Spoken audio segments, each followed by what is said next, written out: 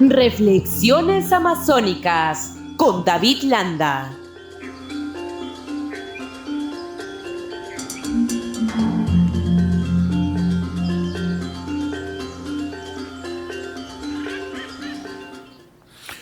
Bien, saludamos a esta hora a David Landa, representante del colectivo Moyobamba 500 años, para conversar sobre un tema de interés, como es habitual cada sábado y que está relacionado a nuestra Amazonía. ¿Cómo le va, David? Qué gusto saludarlo.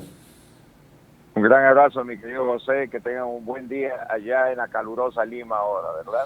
Sí, no te equivocas, Lima es calurosa, ¿no? Por encima de los 30 grados Celsius, ¿no? Poco acostumbrados los limeños, pero tienen un verano caliente, caliente, caliente. ¿Qué tal? ¿Qué novedades hay?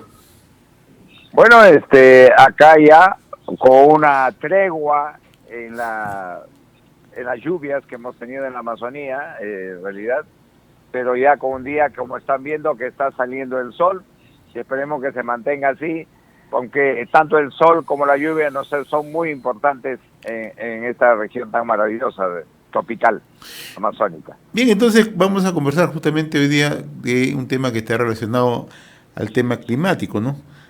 El futuro climático de nuestra Amazonía. Así como están las cosas, estos cambios, esta variación que se presentan en distintos países del orbe, ¿cómo miras tú el futuro climático en nuestra Amazonía, David? En realidad, si tendría que decirlo de una manera absolutamente sincera, en razón a los acontecimientos que ocurren en este periodo geológico que es el antropoceno en el que vivimos, o sea, el periodo donde hay predominancia de la acción humana, no tenemos mucha esperanza. Yo creo que nos acercamos cada vez peligrosamente a un punto del no retorno, donde ya no va a ser posible revertir las consecuencias catastróficas de nuestra actividad humana, ¿no? Sobre este bosque tropical tan importante y en general en el planeta, pero específicamente en la Amazonía, que sufre pues un impacto diríamos desastroso, devastador de nuestras actividades en todo este bosque tropical maravilloso que es la Amazonía. ¿Y cómo podemos medir ese impacto, David? ¿De qué manera el ciudadano común que nos está escuchando puede conocer estos impactos que se generan en estos momentos? Bueno, los datos son absolutamente, digamos, tangibles. Hoy día tenemos tecnología muy avanzada que nos permite hacer toda esta indagación y llegar a estas conclusiones, ¿no? El mapa de calor de la Amazonía nos muestra claramente un cinturón de incendios, un cinturón de incineración que abarca casi toda la parte meridional del continente americano, ¿no? En la zona, digamos, que corresponde a todo este bosque tropical que se extiende por todo lo largo de Brasil, digamos, en la parte sur media de Brasil, y se extiende hacia el oeste, impactando en la cordillera de los Andes.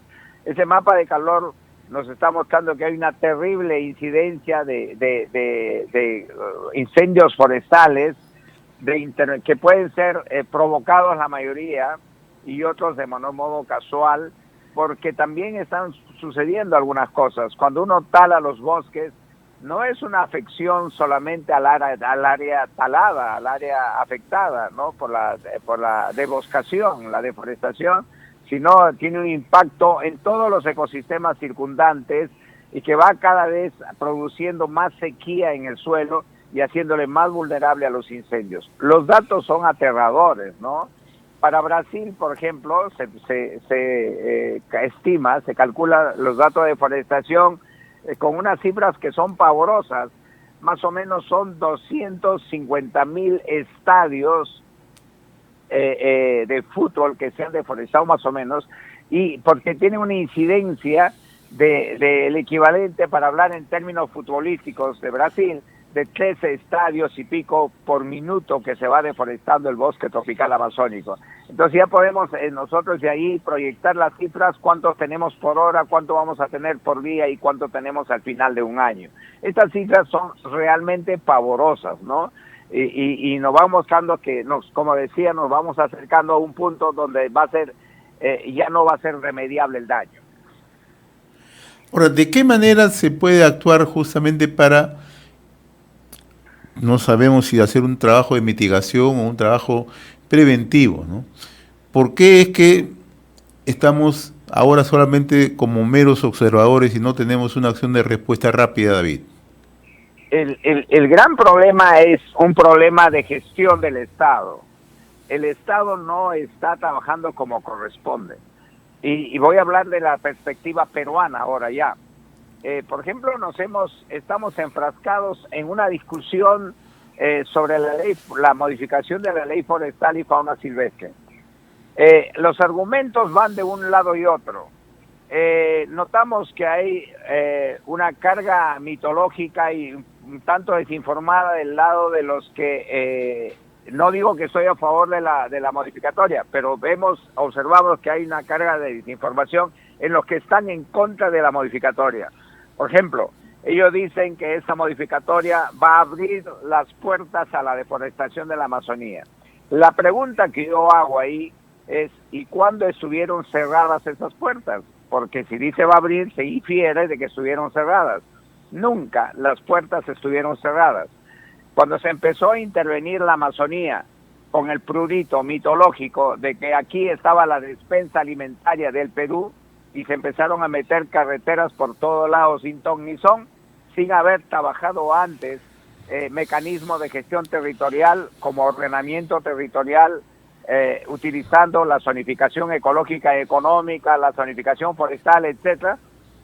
Entonces, se produjo esta apertura de puertas que ya tiene más de 50 años y que nos ha traído este desastre caótico de pérdida de cobertura forestal y pérdida de esos ecosistemas tan ricos que conforman una comunidad asombrosa de formas de vida y condiciones ecológicas que son tan necesarias para el equilibrio y la funcionabilidad del ambiente en el planeta en su conjunto, ¿no? Entonces, aquí en el Perú y en el San Martín, más específicamente, la intervención antrópica ha sido brutal.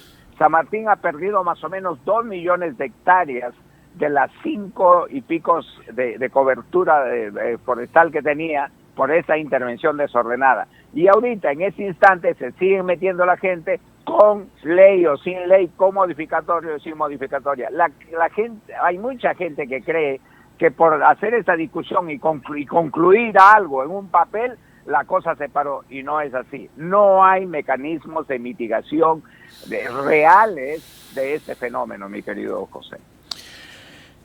Ahora, tenemos leyes, tenemos normas. El tema es que hay mucha impunidad. O sea, se conocen además que hay conjunto de personas que se dedican a ese trabajo de deforestación, ¿no? Y esto es en toda la Amazonía. Me estoy refiriendo a lo que ocurre en Brasil, a lo que ocurre en Colombia, a lo que ocurre en el Perú. Tú has situado el caso de San Martín, ¿no? Han perdido 2 millones, ¿no?, de hectáreas en los últimos años, ¿no?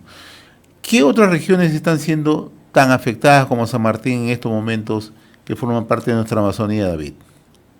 Huánuco, ¿ya?, y Ucayali y Loreto, ¿verdad? En la provincia de Alto Amazonas, de Loreto, tiene una afección tremenda de acción deforestadora porque es un territorio que se conecta con San Martín a través de la carretera La Marginal de la Selva, ahora llamada Fernando Belaúnde.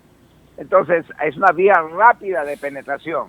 Y como no hay presencia del Estado en el campo abierto, en lo profundo del territorio, allí están a merced de los traficantes de tierra o de los inmigrantes posesionarios ilegales de los cuerpos de tierra. A nosotros nos parece increíble en San Martín que, habiendo trabajado y habiendo construido la zonificación ecológica económica, que es una caracterización de las capacidades del territorio en todas sus formas, para decirlo de una manera genérica, no hayamos pasado, en 2006 lo trabajamos aquello, no hayamos pasado ya al ordenamiento territorial, no hayamos establecido, por ejemplo, una oficina sumamente importante que debía ser establecida en cualquier departamento amazónico, que es la oficina de ocupación, de colonización o de asentamiento, el nombre que le quieran poner.